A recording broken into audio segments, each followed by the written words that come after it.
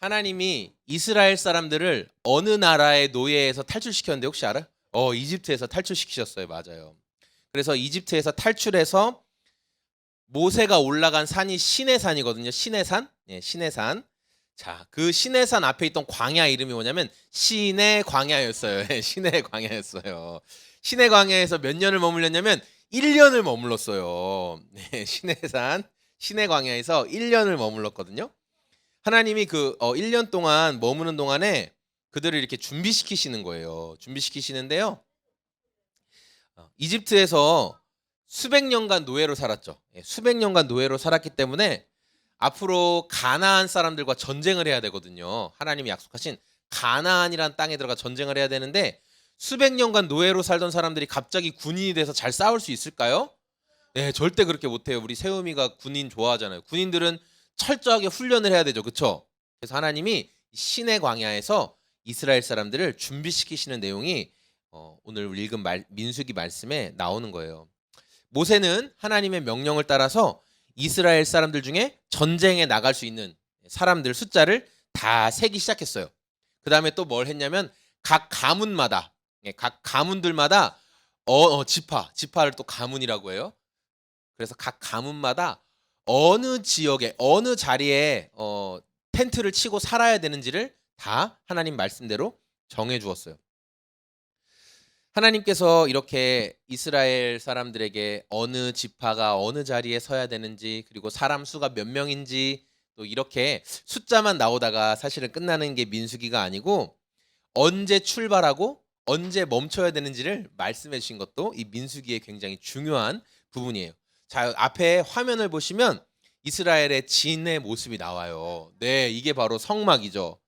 자, 겉에 이렇게 크게 둘러서 있고 안에 또 제사장들만 들어갈 수 있는 성소가 또 있어요. 맞아요. 겉에는 이렇게 텐트가 있고, 그리고 주변에 보면 이렇게 이스라엘 지파들이 어느 쪽 동서남북 네 방향 모두에 어느 자리에 있어야 되는지를 말하고 있어요. 그리고 로운 성도님이 잘 말씀해 주셨는데 이 회막 위에는 구름이 이렇게 쭉 올라가 있어요.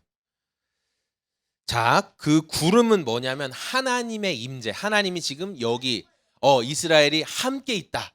내가 너희와 함께 있다는 거 보여주는 상징이 바로 구름으로 하나님께서 보여주셨어요. 그래서 이스라엘 사람들은요, 아무 자리에나 막 텐트 치고 있는 게 아니라 하나님이 정확히 정해주신 자리에 텐트를 치고 기다리고 있었어요.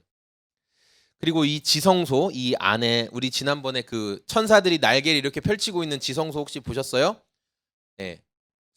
언약의 궤가 들어있는, 기억나요? 예. 거기에 뭐가 들어있는지도 혹시 기억나요? 십계명이랑 두돌판이랑 또 뭐 있었을까요? 만나 항아리랑 또 하나가 아론의 쌍난지팡이 맞아요. 예. 거기가 거기 있어서 퀴즈를 잘 푸니까 잘 기억하고 있어요. 맞아요. 바로 그 언약궤가 들어있는 게 바로 이 지성소 안에 들어 있었어요. 낮에는 구름 기둥처럼 보였고요. 밤이 되면 불처럼 보였대요. 불기둥처럼 보였대요. 그 구름이. 네.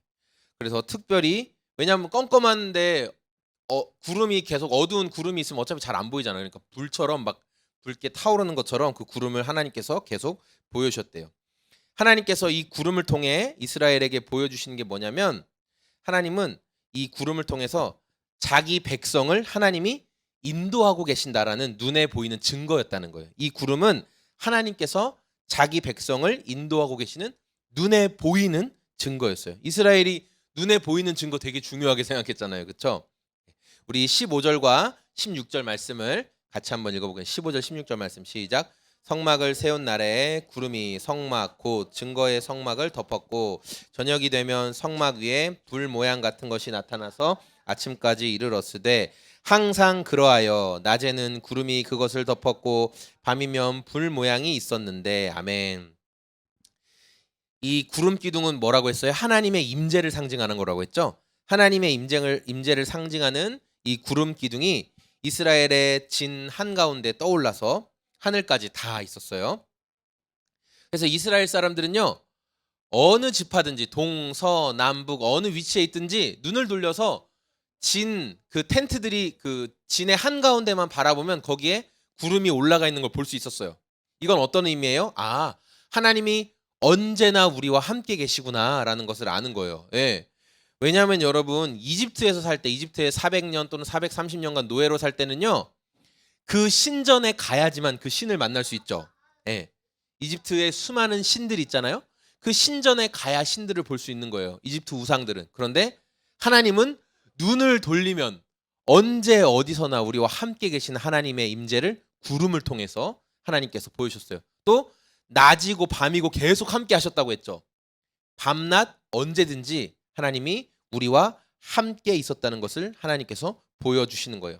그래서 우리가 이 말씀을 통해서 하나님께서는 자기 백성들을 언제나 돌보아 주시는 분이시구나, 사랑과 은혜가 많으신 분이구나라는 것을 우리가 이 구름 기둥을 통해서 알 수 있는 거예요. 또 하나님의 임재를 상징하는 이 구름을 통해서 보여주시는 또 다른 메시지는 뭐냐면, 하나님의 임재를 통해서 하나님 경외하는 마음을 배우라는 거예요. 하나님 임재를 통해서 하나님을 경외하는 마음을 배워라 하는 거예요. 우리 17절 말씀도 같이 한번 읽어보겠습니다. 구름이 성막에서 떠오르는 때에는 이스라엘 자손이 곧 행진하였고 구름이 머무는 곳에 이스라엘 자손이 진을 쳤으니. 아멘. 이스라엘이 시내 광야에서 첫 번째로 인구 조사를 했을 때, 첫 번째 우리 이스라엘 사람이 몇 명인가를 조사했을 때 1차 인구 조사 때 숫자가 뭐였냐면 60만 3,550명이었어요. 60만 3,550명. 이런 숫자는 퀴즈 안 냅니다. 어려워서. 60만 3,550명이 1차 인구였어요. 근데 우리 퀴즈 낼게요. 이번에 퀴즈 내볼게요. 우리 군인 좋아하는 세움이 2019년과 2020년 기준으로 대한민국 총 군인 숫자가 몇 명 정도 되는 줄 알아요? 오, 맞아요. 대단해요. 제가 통계청 들어가서 보니까 군인 숫자가 계속 줄더라고요. 그래서 2019년에서 20년 정도 되니까 57만, 58만 이렇게 많이 줄었더라고요. 원래 우리 대한민국 예전에 60만 대군 뭐 이런 얘기 했었잖아요. 근데 이제는 60만이 안 되더라고요. 그런데 지금 이스라엘 사람들이 몇 명이래요? 60만 3천 명. 그러니까 대한민국 군대 소보자 더 많죠? 엄청나게 많은 숫자예요. 엄청나게 많은 숫자였어요. 그런데 이렇게 많은 사람들이 동시에 막 움직인다고 생각해 보세요. 그런데 거기에 질서가 없으면 어떻게 되겠어요? 잘 움직일 수 있을까요? 60만 명이 넘는 사람들이 움직일 때 반드시 질서가 필요했거든요. 아마 이런 사람들이 나는 이쪽으로 갈 거야, 나는 저쪽으로 갈 거야, 서로 부딪히고 서로 밟히고 큰 문제가 생길 수 있을 거예요. 잘했어요. 하나님께서는 그래서 이 60만 명이 넘는 인구가 어떻게 움직여야 되는지 정확한 신호, 정확한 사인을 보여주신 거예요. 그게 뭐예요? 구름이 성막 위로 거쳐 올라가면 이스라엘 사람들은 움직여야 되고, 다시 구름이 성막 위로 내려오면 이스라엘 사람들은 거기에 머물러야 된다는 거죠. 우리 오늘 17절 말씀이에요. 한번 볼게요. 구름이 성막 위로 거쳐 올라갈 때면 이스라엘 자손은 그것을 보고 길을 떠났고, 구름이 내려와서 머물면 이스라엘 자손은 바로 그 자리에 진을 쳤습니다 라는 거예요. 여러분, 군대에서 가장 먼저 시키는 훈련이 있어요. 그리고 우리가 군대를 안 갔다 와도 집에서 동물을 키울 때, 강아지, 특별히 개를 키울 때 하는 훈련이 뭐냐면은 앉아, 일어서, 기다려. 이걸 가장 기본적으로 해요. 앉고 일어서고 기다려라는 명령에 순종할 줄 알아야 같이 살 수 있는 거예요. 그 명령을 듣지 않고 제 멋대로 행동할 때 반드시 문제가 생겨요. 자, 그런데 군대 좋아하는 세훈이에게 또 두 번째 퀴즈를 낼게요. 너무 잘하고 있어요. 우리나라에서 군대 갈 수 있는 나이는 몇 살부터 가능할까요? 오, 비슷했어요. 맞아요. 19살, 20살. 그리고 만 나이로 하면 18살이겠죠. 그쵸? 예. 만 18살이 되면, 그러니까 19살이 맞아요. 19살에 20살이 맞아요. 만 18살이 되면 신체 검사를 받고 건강한 사람은 다 군대에, 남자들은 갈 수가 있어요. 기본적으로. 그런데 만 18살이나 된 사람한테 앉아, 일어서, 기다려 이렇게 말하는 게 기분 좋아요, 나빠요? 나쁘죠? 그걸 못해서 알려주는 거예요? 다 알죠? 앉아, 일어서, 기다려 다 할 수 있어요. 근데 그 훈련을 왜 시키는 걸까요? 그 훈련이 기본이 돼야지만 다른 복잡한 명령도 따라서 할 수 있는 거예요. 기본적으로 앉아, 일어서, 기다려라는 말에도 순종하지 않는데 다른 일을 어떻게 할 수 있겠어요? 더 복잡한 일을 할 수 있겠어요? 그쵸? 이 명령에 순종할 수 있어야만 비로소 가장 기본적인 군인의 마음이 되어 있는 거예요. 그래서 이스라엘은 성막 위에 구름이 거쳐 올라가면 두말하지 않고 움직이기 시작하는 거예요. 그런데 어느 자리를 갔는데 너무 좋은 자리를 발견했어요. 아, 여기서 좀 머물렀으면 좋겠다. 근데 때마침 구름이 쫙 내려왔어요. 그러면 여기에서 와, 오래 머물고 싶다 하고 텐트를 다 쳐놨는데 갑자기 다시 구름이 올라가면 또 어떻게 해야 돼요? 움직여야 돼요. 내가 여기서 더 머물고 싶다고 해서 머물면 안 돼요. 구름이 올라가면 그대로 텐트를 정리하고 가야 되는 거예요.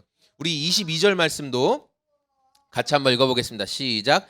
이틀이든지 한 달이든지 1년이든지 구름이 성막 위에 머물러 있는 동안에는 이스라엘 자손이 진영에 머물고 행진하지 아니하다가 떠오르면 행진하였으니, 이틀이 될 수도 있고 한 달이 될 수도 있고 1년이 될 수도 있었다는 거예요. 거기 머무는 시간은. 그런데 중요한 건 뭐예요? 구름이 올라가면 움직이고 구름이 내려오면 머물렀다라는 거예요. 자, 그런데 이런 때도 있었어요. 언제냐면요. 21절 말씀인데요. 21절 말씀 같이 한번 읽어볼까요? 시작.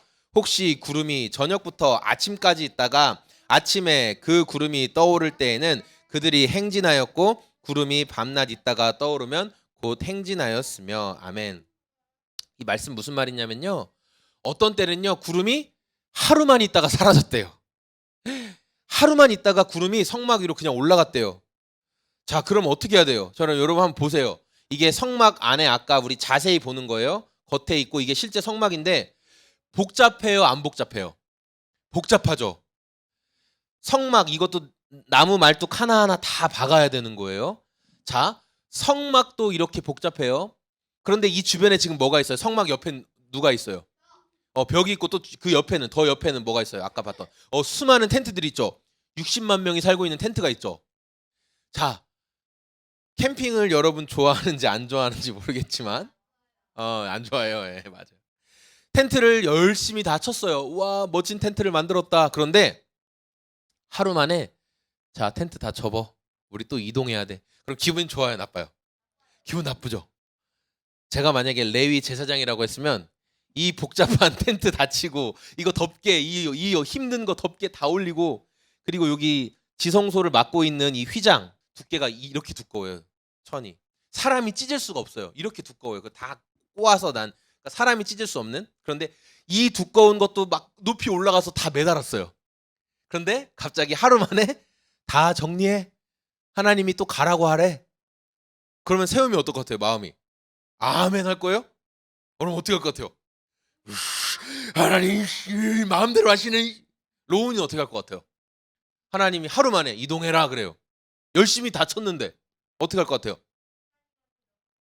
오, 하나님 너무 힘들어요. 맞아요. 로이는 어떻게 할 것 같아요? 알았습니다 할 거예요? 칭송 할 거예요? 로아는 어떻게 할 거예요? 열심히 텐트를 쳤는데 하나님이 로아야 이제 움직여라 그러면 어떻게 할 거예요? 아dim마 이럴 거예요? 그럼 어떻게 할 거예요? 갈 거예요 이렇게 할 거예요 로아? 맞아요. 저 같으면 굉장히 불평을 많이 할 것 같아요. 하나님 겨우 하루 머무르라고 이렇게 힘들게 텐트 다 치게 하셨습니까? 겨우 하루 머무르려고 아무리 못해도 한 3일, 일주일 정도는 머물러야지 하루 만에 다시 구름을 걷어 올라가시면 어떡합니까? 라고 저는 불평했을 것 같아요. 여러분 이스라엘이 전쟁을 했던 나라의 왕들이 33명이나 됐어요. 가나안의 왕들이 33명이나 됐거든요. 하나님은 이 어려운 텐트를 다 치고 그 광야에서 40년간을 이렇게 고생시킬 필요가 있었을까 없었을까요?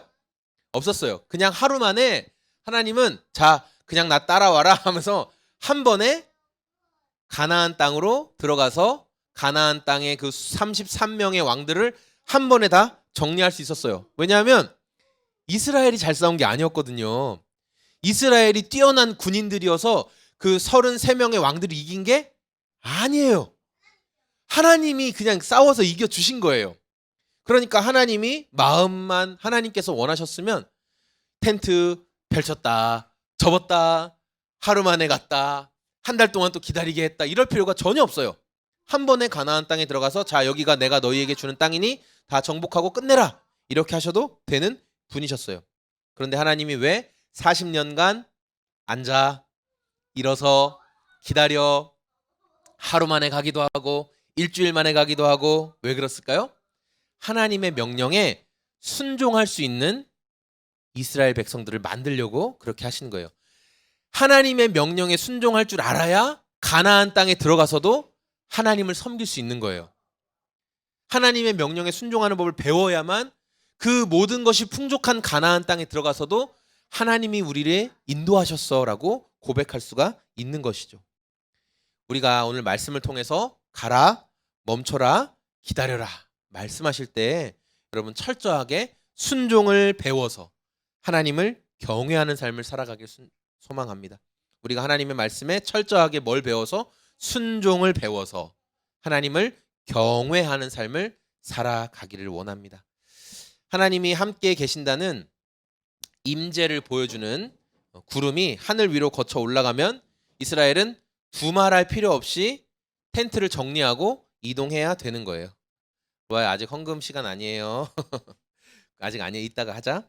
구름이 다시 내려와서 성막 위에 머물면 서서 텐트를 펼치고 머물렀어요. 어떤 때는 아주 오랫동안 머무르기도 했는데 어떤 때는 하루 만에 이동해야 되는 날도 있었어요. 그런 상황에서 이스라엘이 배워야 될 게 뭐였다고요? 두 글자? 경외하는 마음, 순종, 경외하는 마음을 배워야 돼요. 하나님이 보여주시는 사인에 순종으로 반응하는 거예요. 내 생각에 나 며칠 더 있어도 될 것 같은데 내가 수고스럽게 이렇게 텐트를 다 펼쳤는데 벌써 걷어야 돼? 라고 불평하는 게 아니라 순종으로 반응하라는 거예요. 하나님은 그 훈련을 시키신 거예요. 오늘 말씀을 정리하면서 우리도 하나님이 주시는 말씀에 순종하는 훈련을 평생 하며 살아가야 돼요. 우리가 해야 되는 올바른 질문은 뭐냐면 하나님 이제 어디로 이동시키실 겁니까? 하나님 저는 이제 일주일을 머물렀는데 이번에 구름이 또 하늘 위로 거쳐 올라가면 제가 어디로 가겠습니까? 제가 어디로 가야 됩니까? 라는 질문이 아니라 우리가 진짜 해야 되는 질문이 뭐냐면 하나님이 하루를 머물게 하시든 한 달을 머물게 하시든 1년을 머물게 하시든 그곳에서 제가 어떻게 순종해야 될까요? 하나님 제가 어떤 순종을 하길 원하십니까? 우리는 이 질문을 해야 돼요. 어디로 갈 거예요? 어디로 인도하실 거예요가 아니라 보내신 그 자리, 머무르라 하신 그 자리에서 하나님 제가 어떤 순종을 해야 될까요? 라는 하나님 앞에 올바른 질문을 올려드려야 되겠어요. 우리에게 주신 말씀을 기억하면서 새해에 우리 성도님들 각자를 하나님이 보내신 자리, 머물게 하신 그 자리에서 순종으로 하나님을 경외하는 마음으로 반응할 수 있는 저와 소금자작소의 모든 성도님들이 다 되시길 소망합니다. 아멘.